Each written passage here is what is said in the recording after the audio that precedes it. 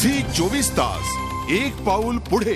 शिवशाहीर बाबासाहेब पुरंदरे यांचं 91व्या वर्षात पदार्पण झालंय। या निमित्तानं नाशिकमध्ये त्यांची ग्रंथ तुला करण्यात आली। मंत्रोच्चाराच्या जयघोषात त्यांची ही तुला करण्यात आली। सुरुवातीला पद्यपूजा आणि बाबासाहेबांचं औक्षण करण्यात आलं। शिवचरित्रासह स्वामी विवेकानंद, संभाजी महाराज यांच्या जीवनावर आधारित ग्रंथांचा समावेश या ग्रंथतुलेत करण्यात आला।